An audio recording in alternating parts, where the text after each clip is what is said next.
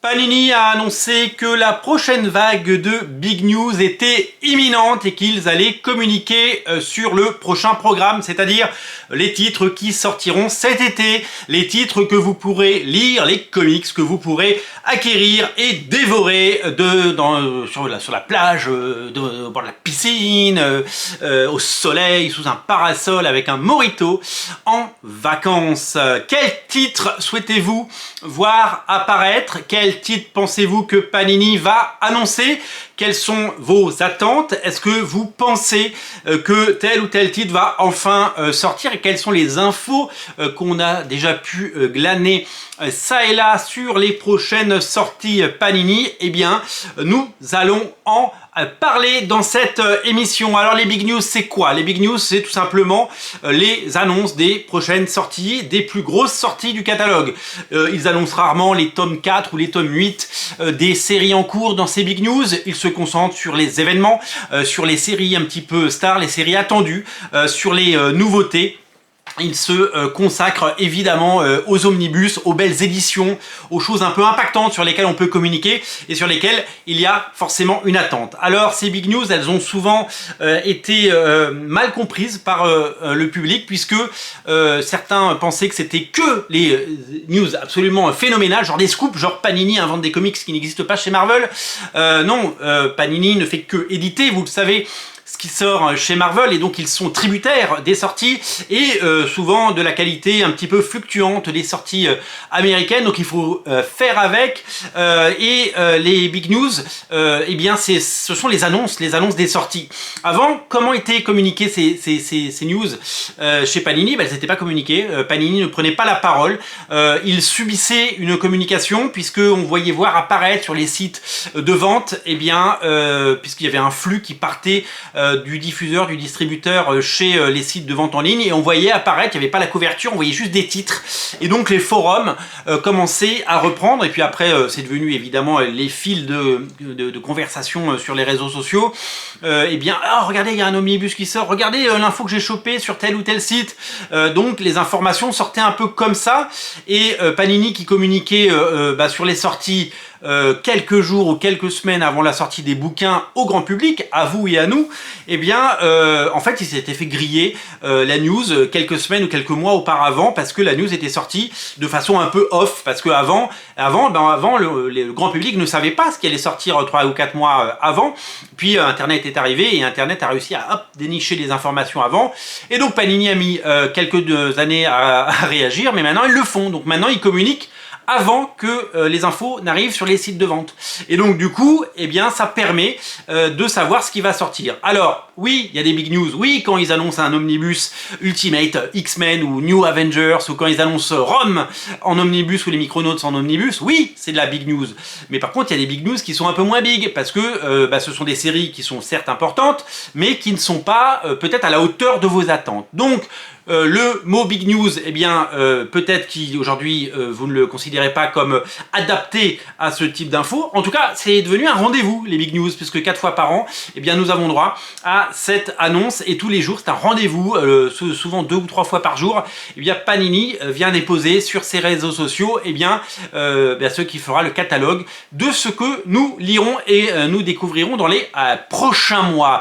Donc, on le sait déjà, il y a des trucs qui arrivent, puisqu'ils ont déjà communiqué. On sait qu'il y a Big Game de Mark Millar qui arrive en juillet par exemple.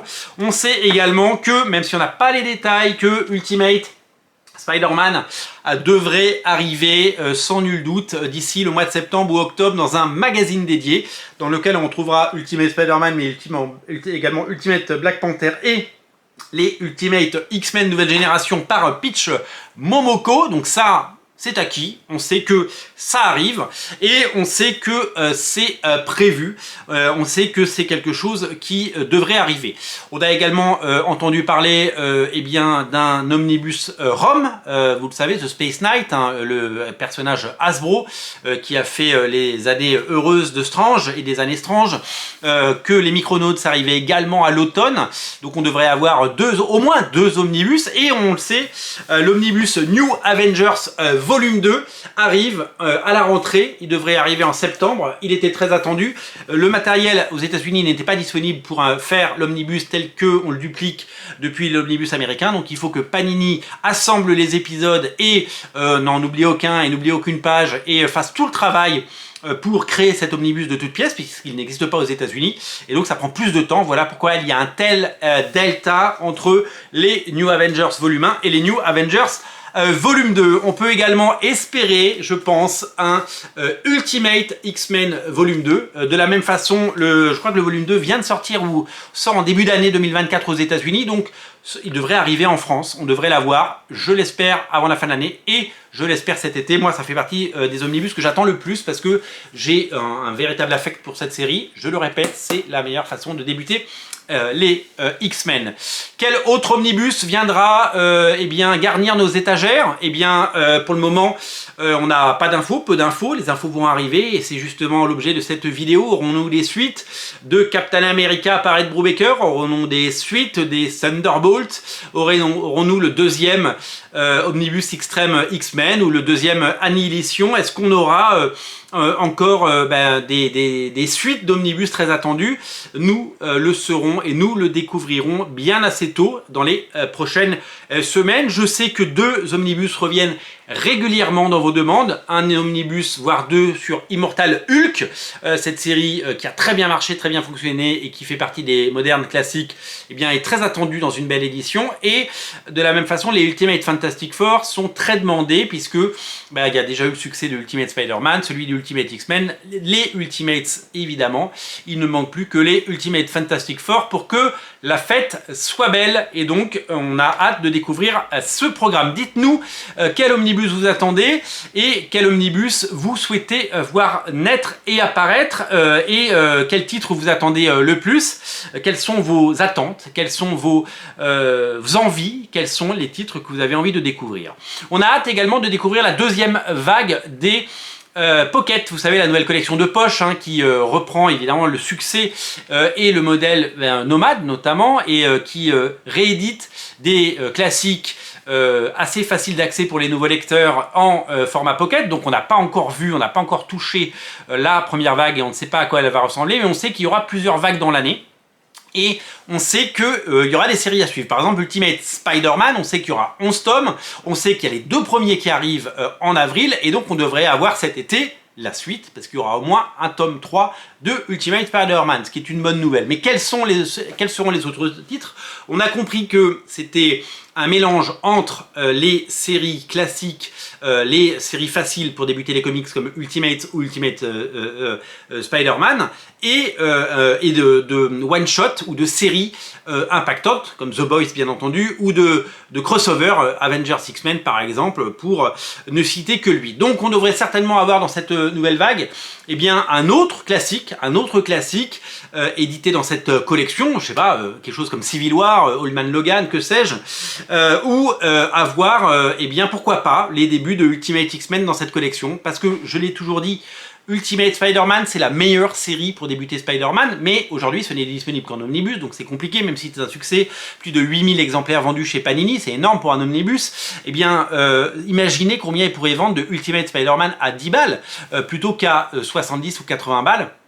Ça peut être énorme. Donc ça, ils le font. Ultimate Spider-Man arrive dans 2 mois, vous l'aurez entre les mains si vous l'attendez. Mais la vraie question qui se pose, c'est de savoir eh bien, quel autre titre va les rejoindre. Je le dis, Ultimate Spider-Man, c'est la meilleure série pour débuter Spider-Man. Ultimate, c'est la meilleure série pour débuter les Avengers. Et Ultimate X-Men, c'est la meilleure série pour débuter les X-Men.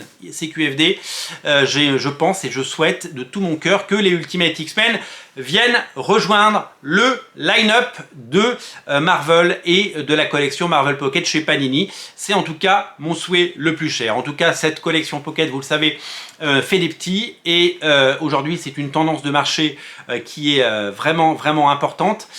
En France, on a les Urban Nomades qui fonctionnent depuis bien longtemps avec d'énormes succès comme 17 000 exemplaires, vous le savez, pour la Cour des Hiboux tome 1. C'est un plébiscite, c'est un phénomène, c'est énorme, c'est beaucoup.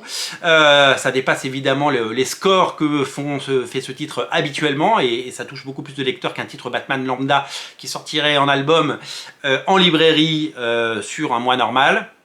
Et nous devrions, et en Espagne, hein, j'avais fait une vidéo lors de mon séjour très court en Espagne, j'ai découvert qu'en Espagne, eh bien, les titres d'ici sortaient également dans ce format, et aux États-Unis, ils ont aussi lancé un format pocket chez DC Comics, donc c'est vraiment un format qui aujourd'hui séduit le monde entier, et on espère que le format chez Panini séduira également un nombre grandissant de lecteurs. Je vous laisse la parole maintenant, les commentaires sont à vous. Quels sont les titres que vous attendez pour la nouvelle vague de Big News Panini? Je vous laisse évidemment la parole et je vous laisse nous dire quelles sont vos attentes et quels sont les titres que vous attendez le plus. Salut!